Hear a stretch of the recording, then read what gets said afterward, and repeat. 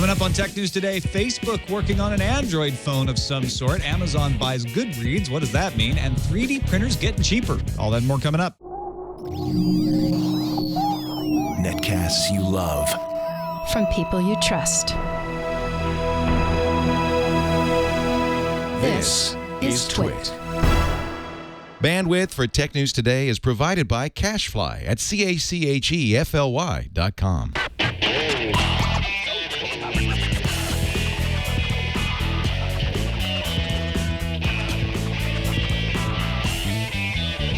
Oh, this is Tech News Today for Friday, March 29th, 2013.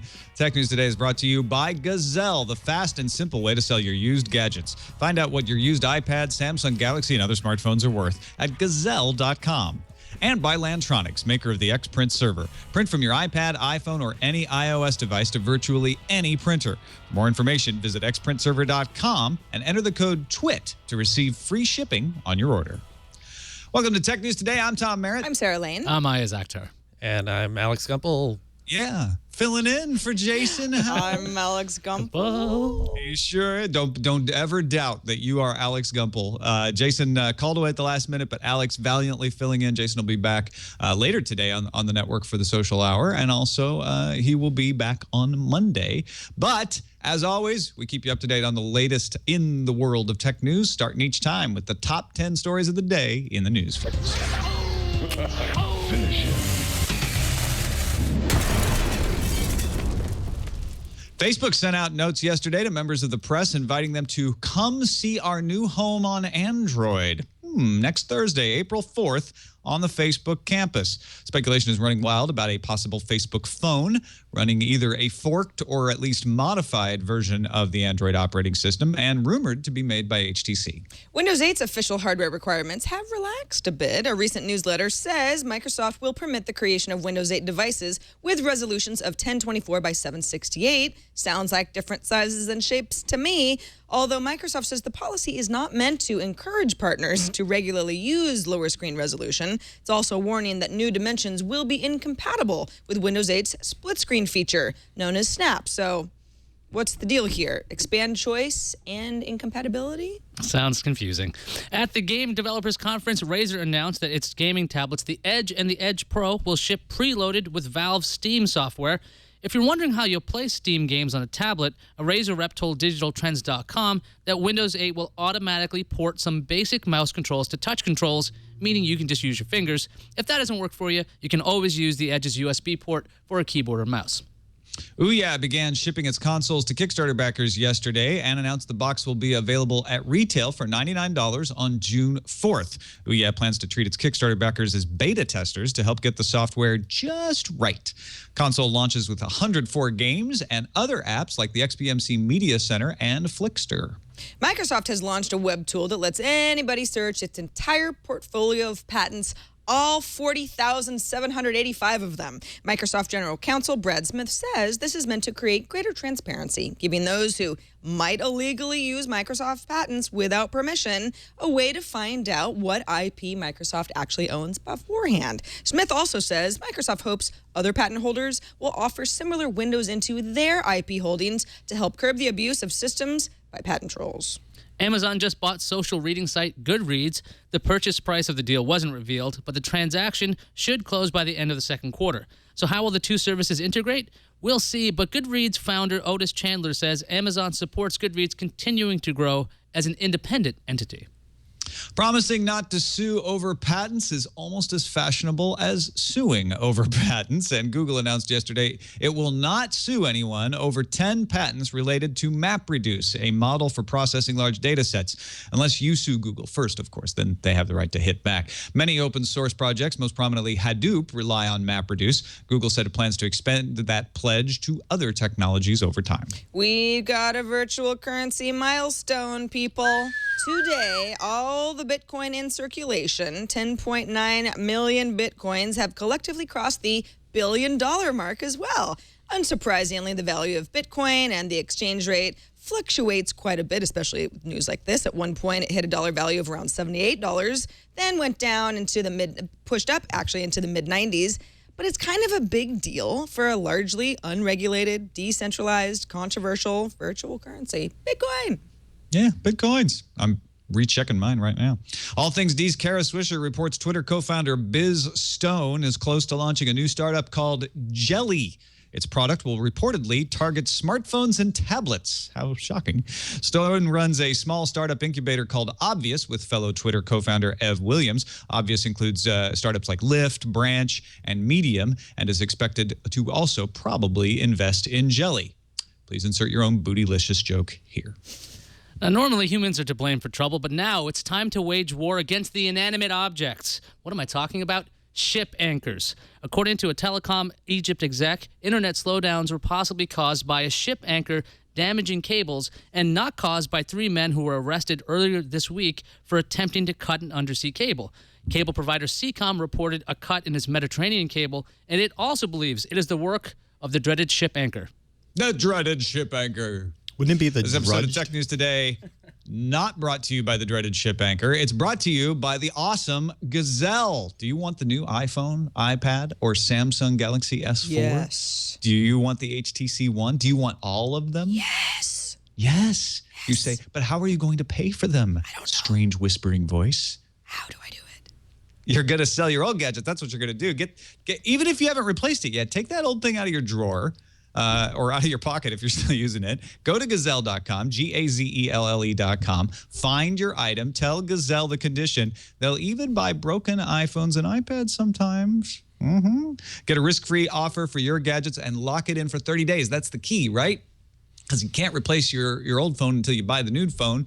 But how are you going to get the money for the old phone until you get the new phone, but then you don't have the money to pay? Gazelle makes that all clear. You take out your old phone, find out what it's worth, lock in that quote for 30 days. That gives you 30 days to go get the new gadget. Then you send the old one after you've made the transition to Gazelle, and they'll honor that price. That probably isn't going to get more over time, so go do it right now. You get paid fast by check or PayPal. It's risk-free to go get a quote, so do it right now, Gazelle.com. What's your iPhone, your iPad, or your Android smartphone worth? Take a minute, go to Gazelle.com to find out. Sell your used iPhone or Samsung Galaxy smartphones today at Gazelle.com, and we thank them for their support of Tech News Today. So, Facebook, home on the Android. 9 to 5 Google says Facebook and HTC have been working on an ad campaign focusing on use cases, not talking about specs or anything, but lifestyle ads. 9 to 5 Google says it's going to be a forked version of Android. TechCrunch says, no, it's a flavor of Android, more like an application layer. The name might be Facebook Home. Some people are saying, well, it's just a launcher. It's just a fancy launcher that puts you into Facebook apps. It's going to integrate all those Facebook things. Could be the HTC Mist, which is a 4.3-inch phone that we've heard leaks about. What do we think? We're going to hear about next Thursday, April 4th. Sarah Lane, start with you. We've been hearing about this whole Facebook phone for a while. We've got Zuckerberg saying over and over, we're not doing something like that. It doesn't make sense for us.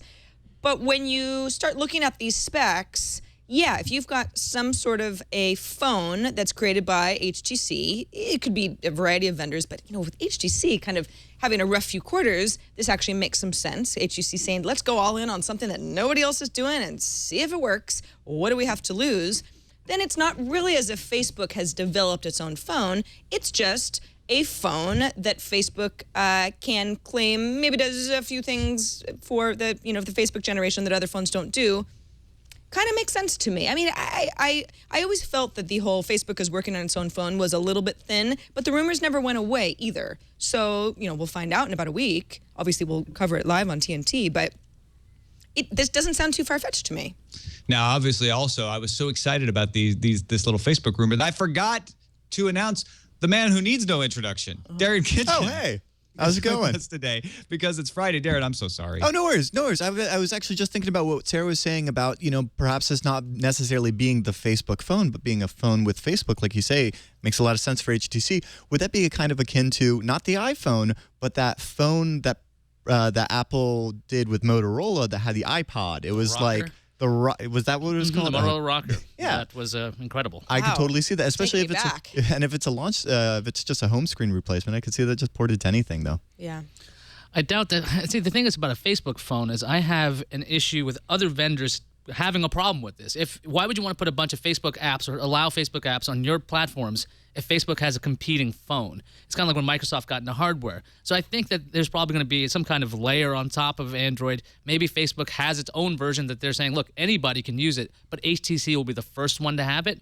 Just trying to figure out exactly how that will fit if Facebook wants to be on every phone. I don't see their need to have a dedicated device, although I could see having a lot of hooks because they have a lot of different applications. Why not have all the default applications be the Facebook Messenger and camera and all those other applications that they have? Well, and it's weird because we've got at least, a lot of the people who watch Twit sometimes say, I don't use Facebook. I don't want to use services and products that use Facebook Connect exclusively to start an account, for example.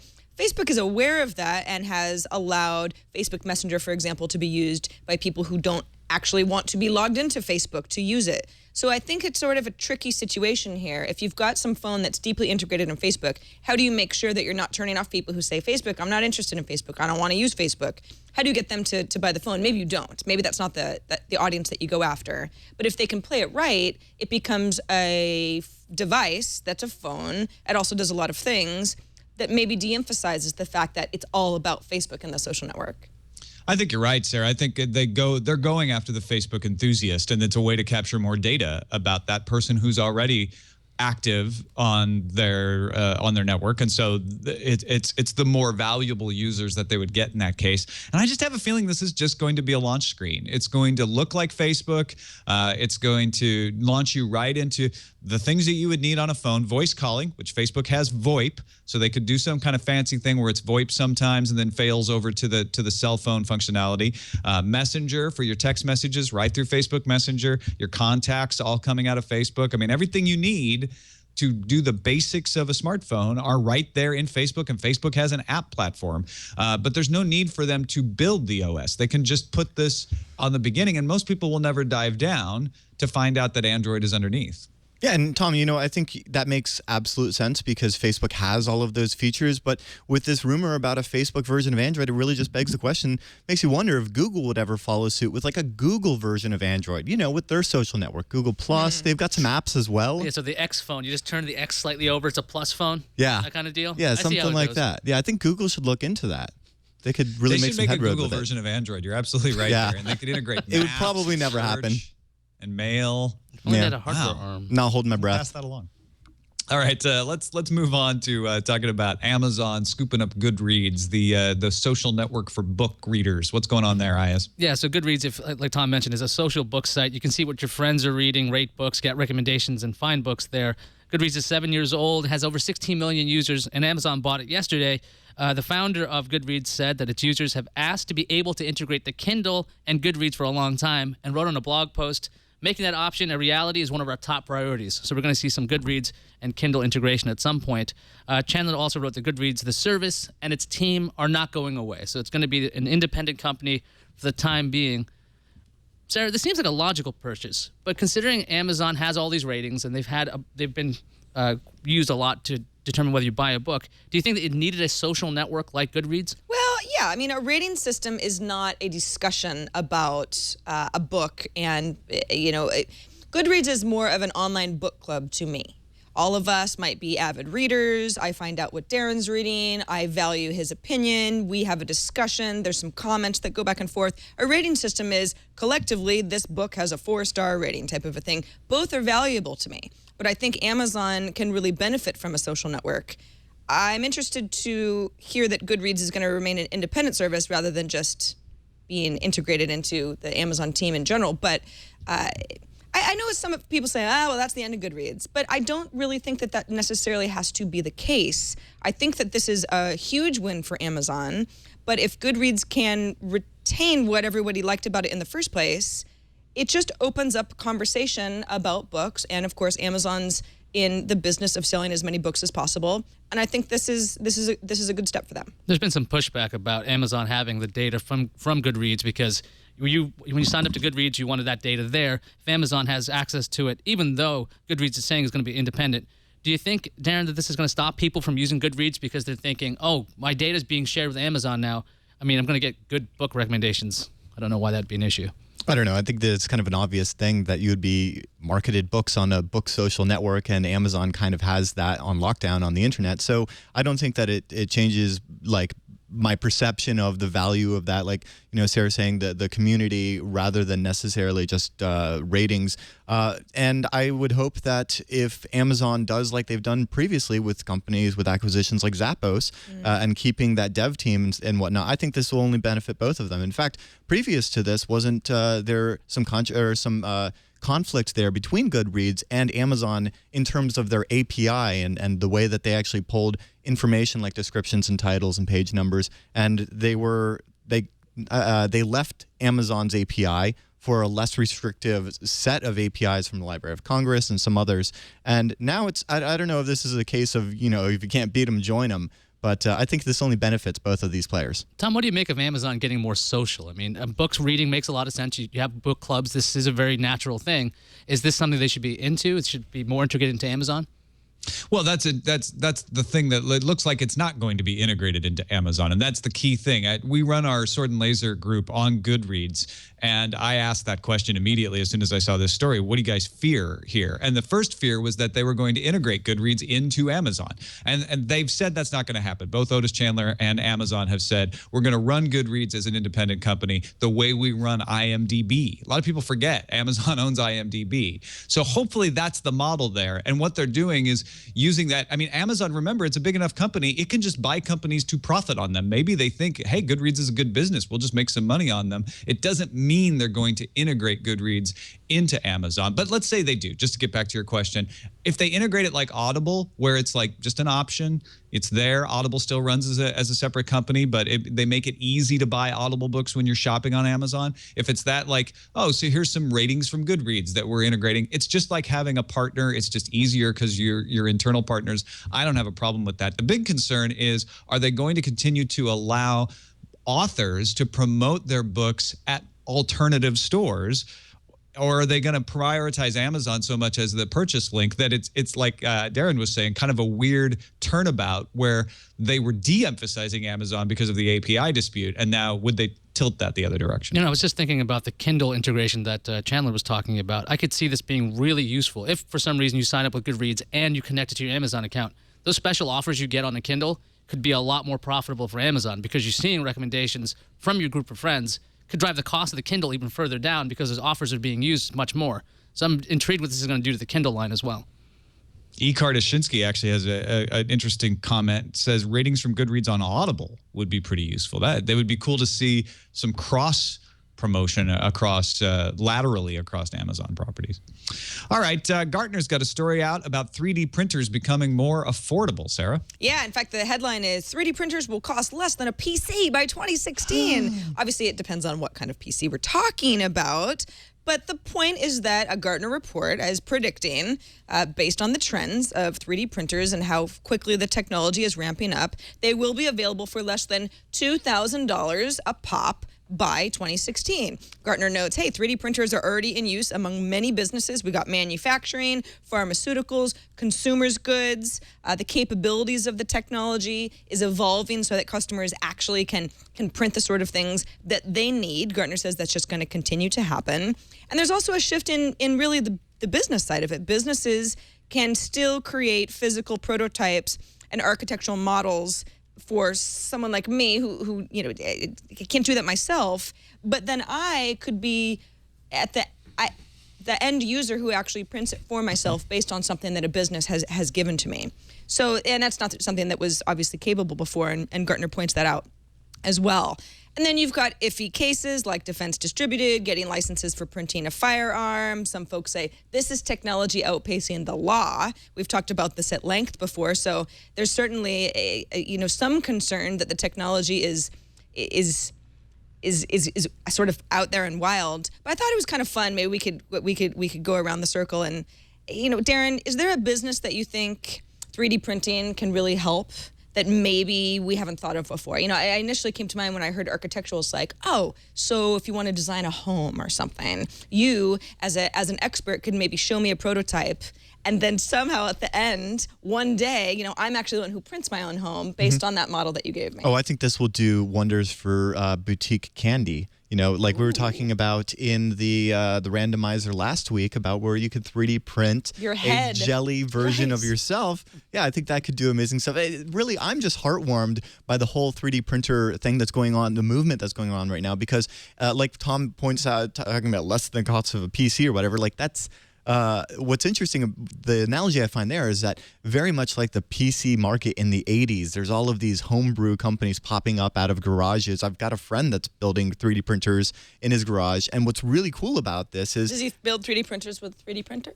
Actually, yeah, he uses laser cutters and 3D printers to build 3D printers. Nice. No joke. And what's really cool is there's a huge emphasis on open source design and open source hardware. So I think that it's really fun to watch that and draw analogies to the PC boom of the 80s. Ayaz, what do you want to see 3D printed in the business world? Jeez, I don't know. Maybe tools. I mean, the thing is, I know anytime I try to build anything and I don't have the right screwdriver, like I need a Torx T6 or something strange, if I could print something out that could handle this, because we have all these proprietary enclosures at this point, to be able to print out tools that I could use. Or if I went to like Sears, they have a great selection. But what if I went to a small mom and pop shop and I'm like, I need this thing to open my iPad. Do you have a spudger? It's like, oh, we can make you a spudger. Whatever else you need. Gosh, we ran into that problem on a know-how a couple months ago when you and Chad had mounted a TV on my wall because I couldn't do it myself, and we had to go around to several different hardware stores because it ended up that we had a screw that was too short. Right. It wasn't going to work, and so Chad and I are freaking out and calling people, and what are we going to do? Wouldn't it have been nice to be able to print out that little screw ourselves? Because I think that the higher end printers will be able to do those things. And I'm sure the ones we have at home could do certain things that wouldn't be as great as that. But just like it is for printing, right? We have our home printers. There's some good photo printers. But if you want to get a great print, you go outside, you get a large scale printer, all those things. So I'm thinking it's going to be great for those smaller businesses because you could just you don't need a huge inventory space. You can just say, okay, I'm just going in the back and it's going to take me a couple hours, but I'll get it for you.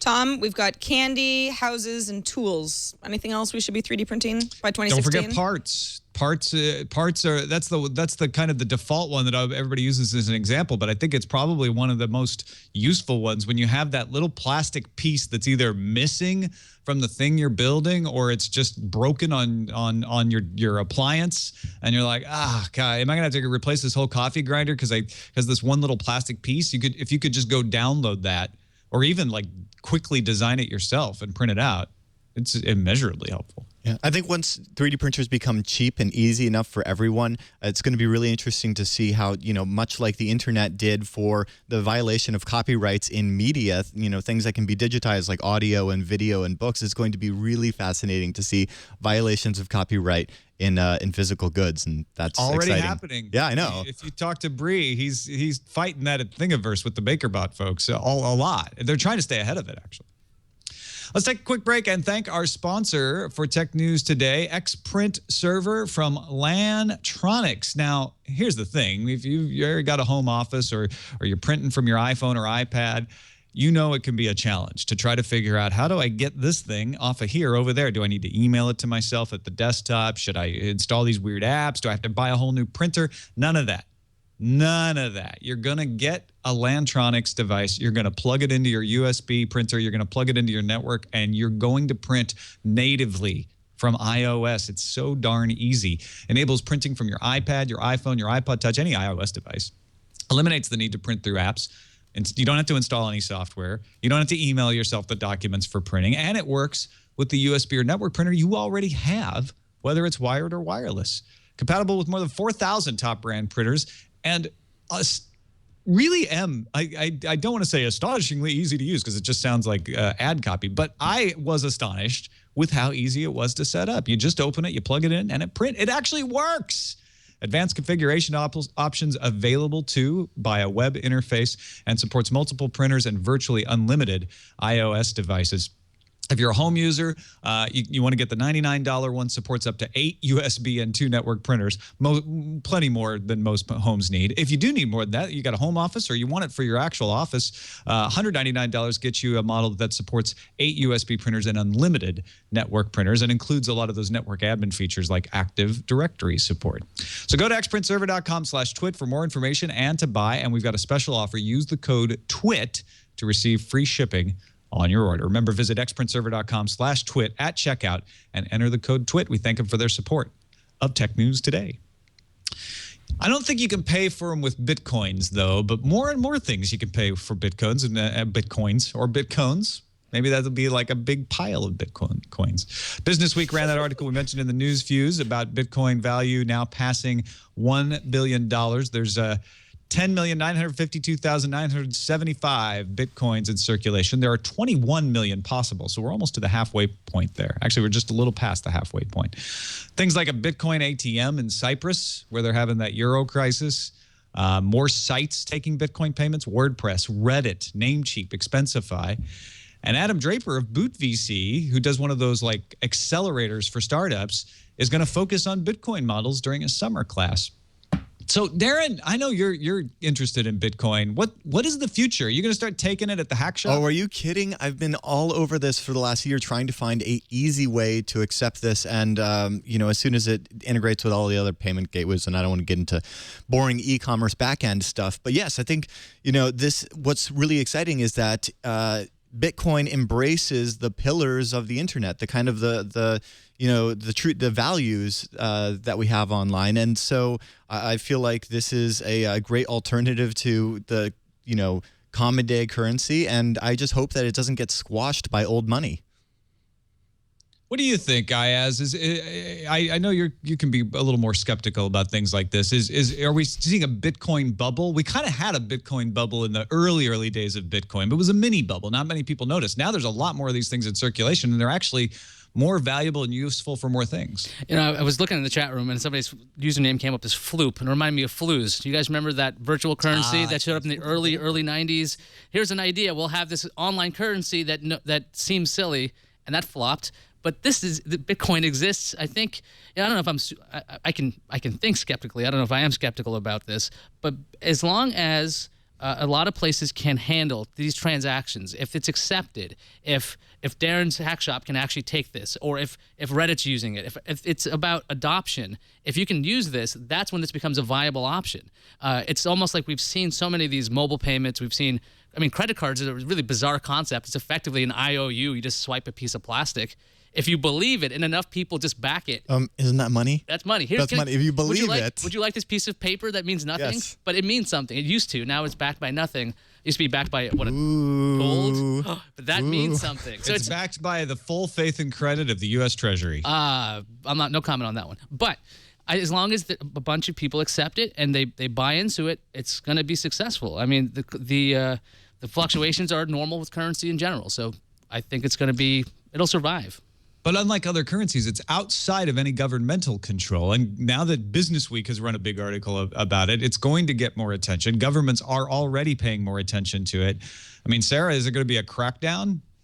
I think that Bitcoin is the sort of thing that people say, wait a second, we've got all these people who can, they're fraudsters online. This is going to get out of control. I don't understand Bitcoin. Therefore, yes, we should take a step back and we've got to regulate this.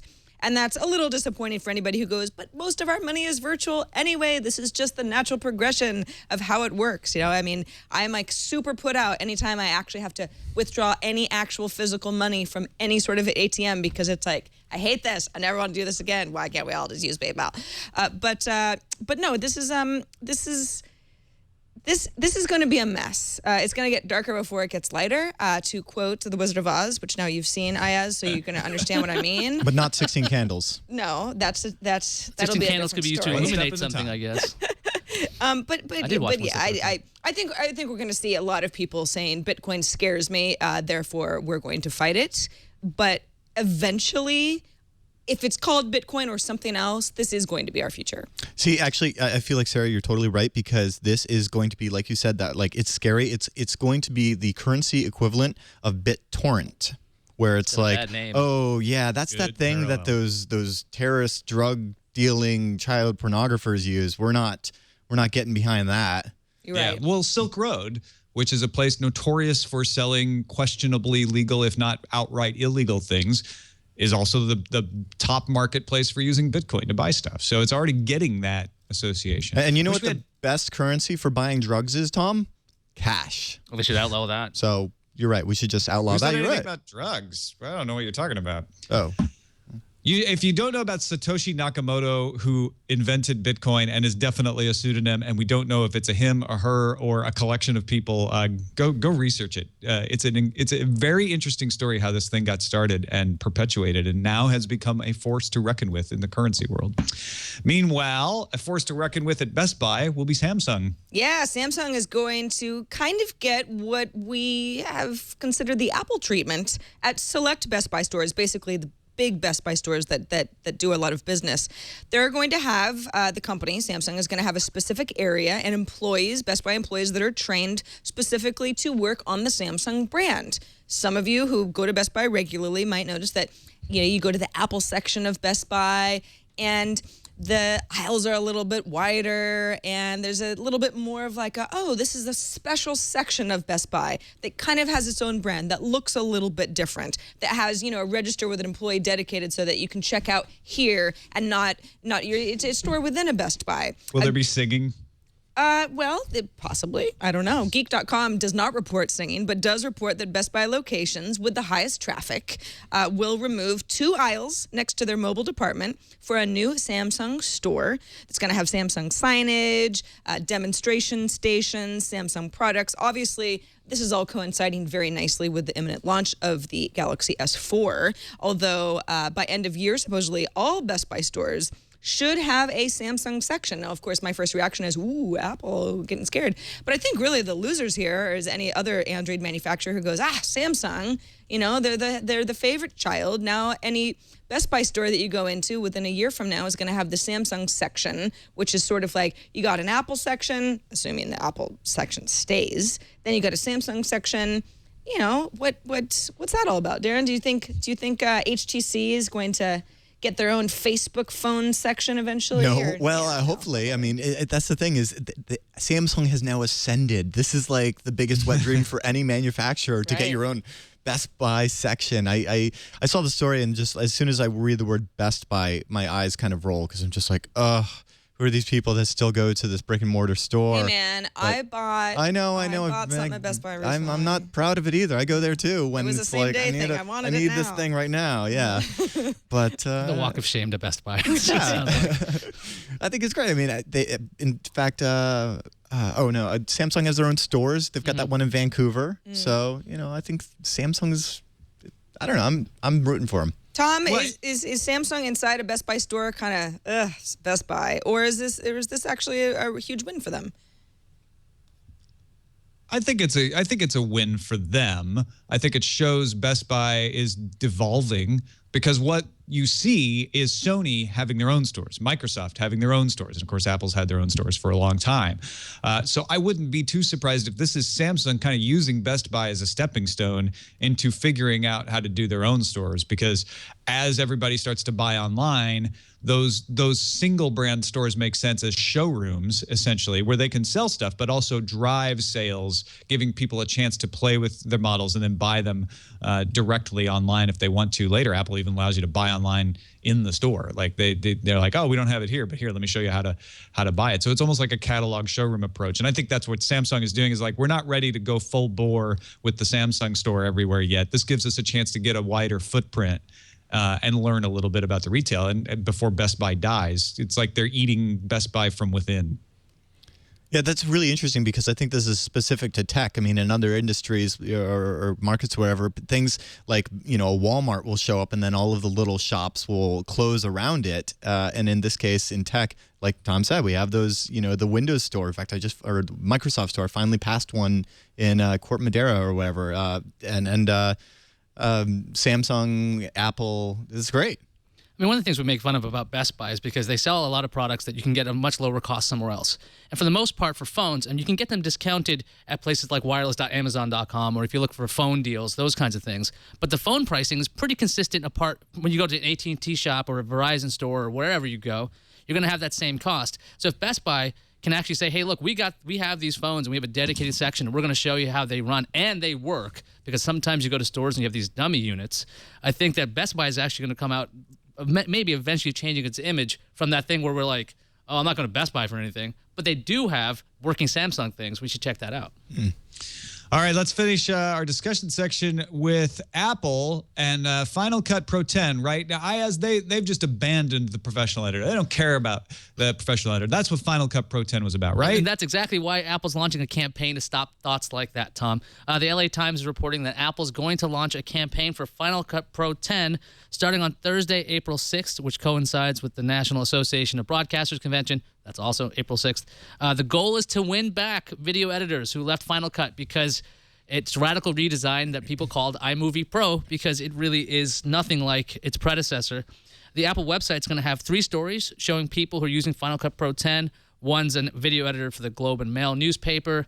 There's another from TV Azteca that makes thousands of telenovelas episodes every year. So they're making tons of episodes talking about how fast it is. Tom, what do you think? Final Cut's not a huge player for Apple. It's not like a major piece of software that they constantly are talking about. Why is Apple bothering to market this? Why are they trying to change minds, or is it just a small NAB presence? Well, isn't that the weird thing, right? It's like, why is this company that makes this thing trying to get people to use it? That seems odd. Well, it shouldn't seem odd, but the idea out there, I wasn't joking, is a lot of people feel like Apple doesn't want to be in the professional market anymore. They want to be full on consumer, and that's why they haven't updated the Mac Pro in a long time, and that's why Final Cut 10 just sort of abandoned its legacy and almost started over from scratch and looks a lot more like an iMovie-like thing, and Apple is obviously trying to combat that, which is what they should do if they want Final Cut to be successful. And if you make a product, you should want it to be successful.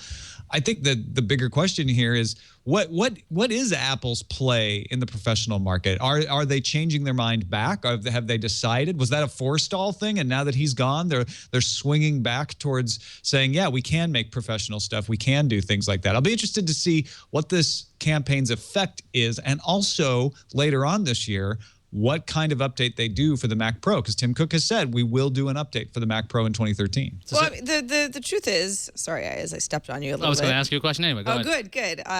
We're reading each other's minds. The truth is that there are professionals who said, Final Cut, they're not going in the right direction. We actually want a professional suite of tools, and there are other options. And the lines between amateur and professional video editing are really more blurred than ever. I mean, there are a lot of people out there who are extremely creative, and there's sort of a perception of, well, I want the professional tools because I'm trying to have, the YouTube channel that's actually pro, that's not just like what everybody else has. So I think that Apple they're sort of walking a delicate line here. They want to be accessible to everybody, but they also want to show, listen, look at all these professionals. TV Azteca, for example, video editors for the Globe and Mail newspaper, people who are working in this profession, who are good at what they do, who you aspire to be, who are also using these products. So take it seriously. I mean, this is a lot like when Final Cut Pro was introduced in the first place. People were like, no, I'm going to use Avid. That's a real professional tool. Final Cut, it's so cheap. There's no way this is a professional tool until people started using it. It gained adoption, and it's those people who are now giving this backlash. Darren, do you think is there anything Apple can do to win back people, or are they trying to get just brand new users? Okay, so if Apple is really serious about actually revving the Mac Pro, they need to be serious about Final Cut, because there's no other real reason that I can see. I'm sure in some crazy medical or scientific fields, there's going to be some scientists yelling at the speaker right now saying, we use Mac Pros, but otherwise, the Mac Pro is like the most brilliant reason to have Final Cut, or vice versa. And so because there's so many more elements that go into Final Cut than just the software. There's the storage arrays and the servers and the render farms and all those other things, and some of those Apple used to do, and then a lot of those Apples have actually gotten out of the market of. So yeah, I think that this could be like part of a big strategy to come back to enterprise, or it could just be Apple saying, "Oh, NAB, yeah, let's talk about that Final Cut thing we got." I mean, Apple's got to do something to differentiate itself. I mean, their PCs are PCs. Their Macs are PC parts. If you're going to charge a lot of money, if you don't have software to support it, there's really no reason to bother to be on OS 10 if you're a video editor, because you can go to Adobe. If you're going to move to Premiere, you can do that on a PC and do that a lot cheaper. You don't need to go, oh, well, this graphics card going to work? Is this going to work? Forget all that. You could just move over to a whole new platform.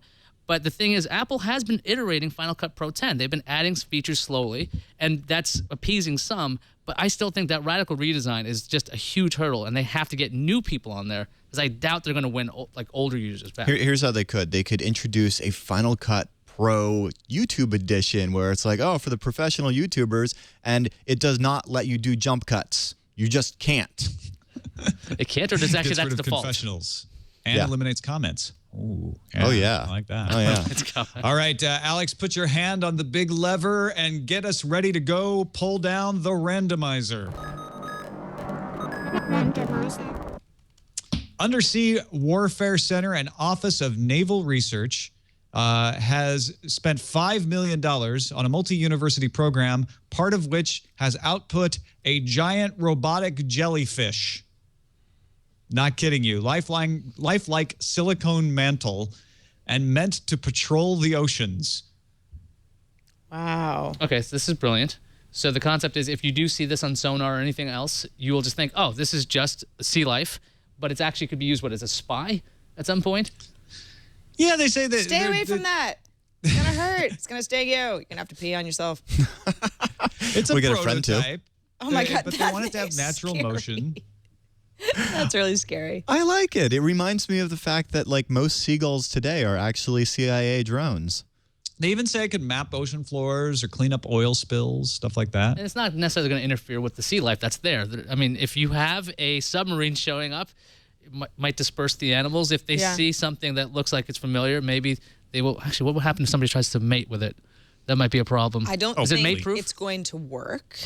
Oh, no. I don't think the mating is Because going it's to not Well, if real. there's a half jellyfish hybrid thing, now we got a whole other thing going. Maybe the jellyfish will all start to get depressed because they're like, the cool jellyfish just ignores us and seems to be wanting to do other non-jellyfish type things. Oh yeah. He's an old fish. No, actually, no. Sarah's onto a good point. You could actually change like the behaviors and habits of a entire species. Could you imagine like artificial like sharks that are like bigger sharks or whatever? Then should like name them kind Bruce. of Speaking the other boss, great whites, the don't boss sharks, eat the and- surfers. Yeah, and then they're like, I'm not oh eating hey, the surfers. the big sharks Hipster aren't doing sharks. that. Oh, but you We could need actually the you robotic could walrus for that. you could cause different sea life to actually migrate to different places by being like the macho sharks that kind of migrate this way and everybody else follows. I guess they wouldn't have the pheromones So they'd be like to make alpha them do it, bots. but So that's what they'd be, right? So they're just these alphas. yeah, I like it. All right, let's check what's on the calendar. What's coming up, Sarah? Venture Beats Mobile Summit is taking place at Monday, April 1st, runs through Tuesday the 2nd in Sausalito, California. Also on Monday, it's worth pointing out, the most annoying day on the internet is Monday, April 1st. Oh, right. Don't believe anything, stay in bed, maybe call in sick. It's not going to be good. It's going to be a mess. Oh. Amateur day. I thought it was talking so- of Pirate Day. I was like, is that coming up again? No, No, No, that's, it's not opening that's day the second baseball most either. annoying She's talking day. about April Fool's Right, Day. right, Yeah, right. so I just want to, just heads up. There's going to be a lot of dumb fake news out there. To celebrate April Fool's Day, Tech News Today plans to do a normal show covering any possible tech news that might actually come out that day. Yeah, I was about to say, this is actually the day where good stuff comes out of Google, you know? I mean, Gmail came out on April 1st, so come on. That's true, actually. They release real products on April 1st a lot of times. That's what I like. They release a real one and a fake one, and you're like, I don't know which one's not real. All right, let's see what's incoming. Incoming message. Got a caller here to 260 TNT show with an interesting metaphor regarding the story we had about using cat pictures and sort of little honeypot traps to train people to be more secure with their computers at work. Hey, TNT crew. Just wanted to chime in about the story you were talking about yesterday, where companies were sending out fake cyber attack-like emails to see if anyone in their company would click on it. I actually think this is a great idea and would liken it to a vaccine in the medical field. The goal of a vaccine when you go to the doctor is to introduce your immune system to a bug, be it the flu or whatever. And that way, when your immune system sees it in the future, it should already have the antibodies prepared to combat it. I think it could be similarly applied to human beings as a whole with cybersecurity. You send them emails like this, they click on it, maybe some sort of metric is delivered to the person who initiated the campaign, and they're able to follow up, educate the individual. And if you have a listing of individuals who are likely to click on these, you can continue to send different campaigns at them every once in a while until they get on board and learn how to maybe spot these things a little bit better. Just my thought. Love the show.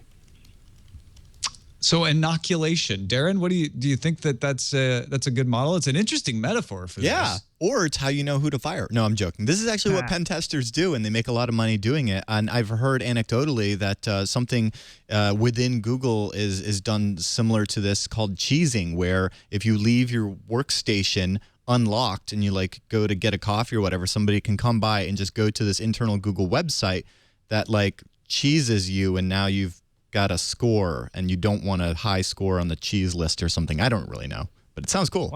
Sounds like it's giving cheese a bad name, though. I don't like that. Yeah. Nobody should ever defame cheese. We got an email from Gary saying, regarding the FAA being less restrictive about electronic devices, the show mentioned the possibility of putting too much responsibility on flight attendants to learn each device's airplane mode settings.